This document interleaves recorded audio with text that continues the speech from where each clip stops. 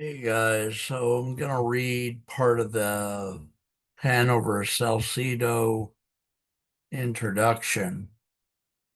Last time I read it, it got messed up 2 or 3 times that I've read it over the last month. So I'm gonna read from, I think I left off at 443 minutes and I read 4 minutes, so I'll probably read down to about 8 minutes, I would think. Yeah. So in fact, it's probably, let's see, should be the next person, maybe. There we go. Uh, no, let me just start. It's the Hanover Salcedo family. That's our cat in the background. He's very old and makes that sound much of the day. Okay, so remember, I'm starting at 4:40, 4 minutes and 40 seconds. Remember, this is a large blended family. Both adults have been previously married, and now they have a bunch of kids and themselves. Renata Salcedo, her background and personality is, that's the wife, by the way. Her background is she is a force of nature, senior partner at a top tier legal firm, sharp, articulate, and formidable in the boardroom. He was born and raised in Guadalajara, Mexico, daughter of a university professor and a homemaker.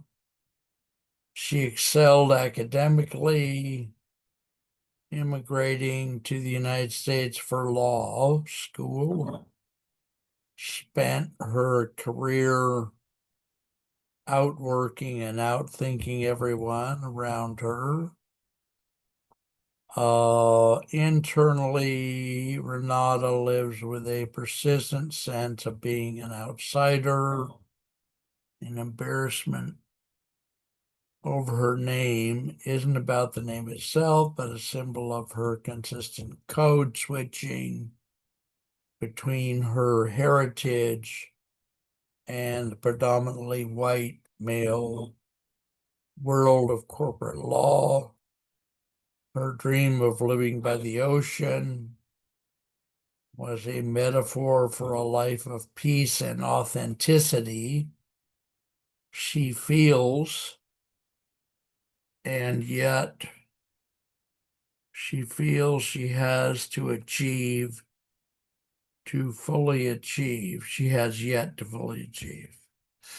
I'm reading this from a very weird formulation. So okay. Ah, oh my God. She is a passionate advocate in her pro bono work, fighting for immigration rights, a cause that connects her to her roots. First marriage to Javier Salcedo, a charismatic but traditional man, crumbled under the weight of her success, which he grew to resent. Key relationships and conflicts is the family emotional center and chief operating officer worries that her children sees her more as a high performing manager than a nurturing mother. She has a deep, oh, deep and complex bond with her oldest son, Oscar, seeing her own ambition reflected in him.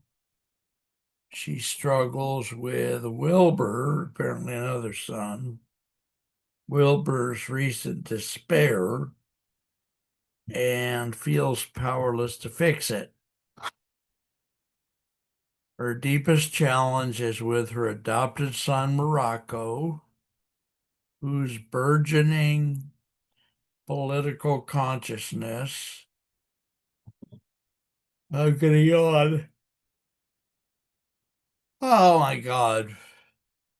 Whose burgeoning political consciousness sometimes critiques the very system she has successfully navigated, forcing her to confront uncomfortable truths about her own life choices.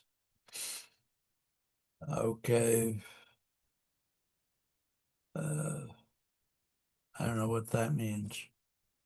So then we'd stop because then it goes into the oldest son, Oscar. There's, I think, 7 people in this family. So